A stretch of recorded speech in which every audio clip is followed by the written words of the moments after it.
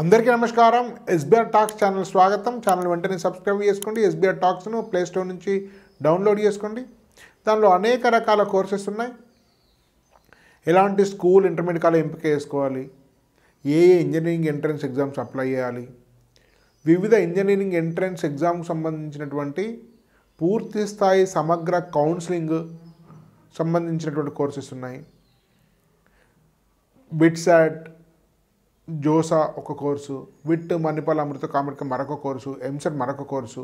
ఒకవేళ మీకు మంచి ఎంట్రన్సెస్లో సీట్ రాని ఎడలా మీకు ఉన్నంతలో మంచి యూనివర్సిటీస్ ఎంపిక చేసుకోవాలంటే దానికోసం ఒక కోర్సు, ఇట్లా రకరకాల కోర్సెస్ ఉన్నాయి.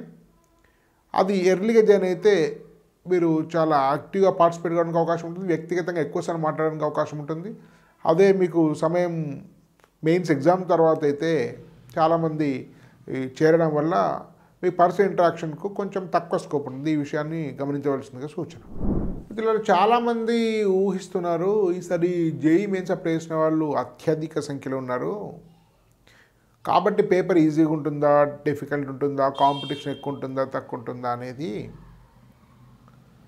దాని ప్రకారం మనము అంచనాకు రాలేము సంఖ్యను బట్టి. కానీ మీకు ఈసారి జేఈ మెయిన్స్ మొత్తం చరిత్రలోకి వెళ్ళా మోస్ట్ డిఫికల్ట్ పేపర్గా ఉండే అవకాశం ఉంది. ఎందుకో మీకు కారణాలు వివరిస్తాను. వీడియోని చివరి వరకు చూడండి. వీడియో నచ్చితే లైక్ చేయండి. నాకు గుర్తున్నంత వరకు 2012 నుంచి ఈ ప్యాటర్న్ నడుస్తుంది, జేఈ మెయిన్స్, అడ్వాన్స్ అట్లాంటివన్నీ. అంతకుముందు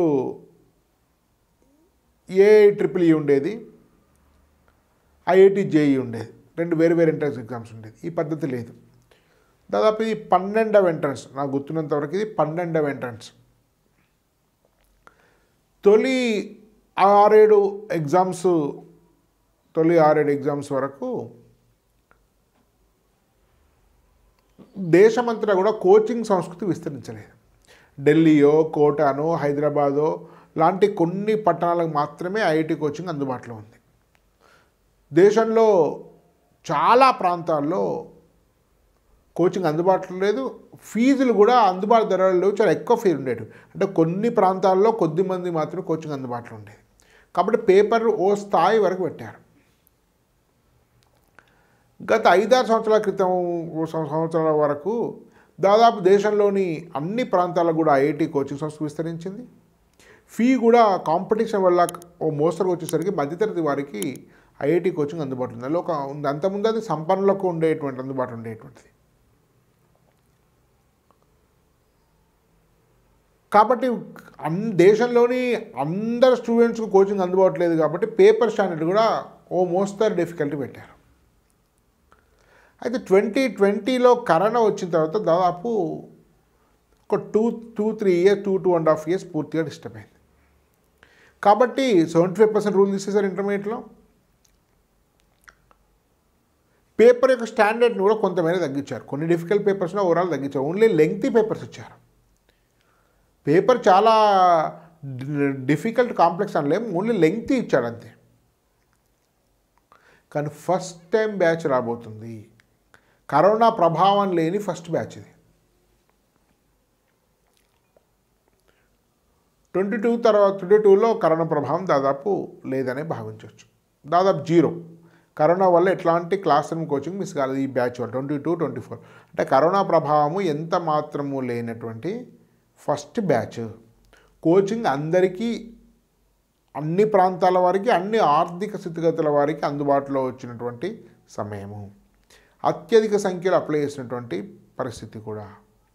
సో కోచింగ్ సెంటర్లు విచ్చలవిడిగా పెరిగిపోయిన తర్వాత వాళ్ళు ఇచ్చే కోచింగ్ కూడా ఇంటెన్సివ్గా ఉంది. స్టూడెంట్స్ యొక్క ప్రిపరేషన్ కూడా అదేవిధంగా ఎటువంటి అంతరాలు లేవు.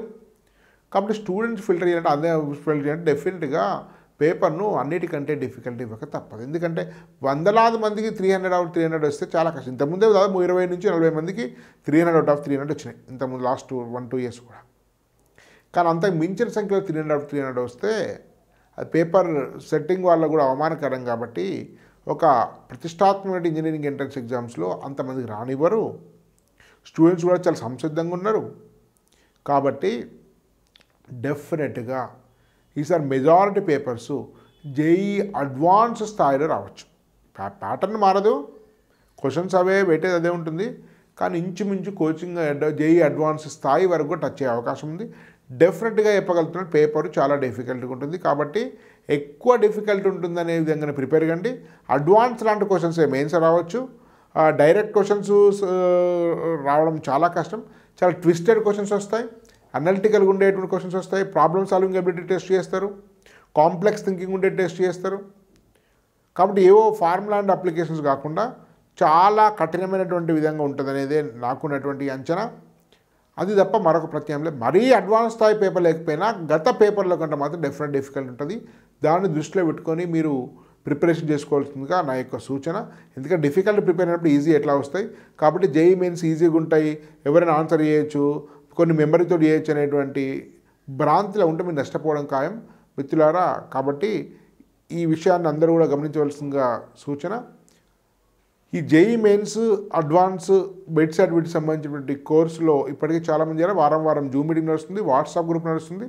కాబట్టి ఆసక్తి ఉన్న వాళ్ళు వెంటనే చేరితే మీకు ఎక్కువ ప్రయోజనం ఉంటుంది. ధన్యవాద్. భారత్ మాతా కీ జై.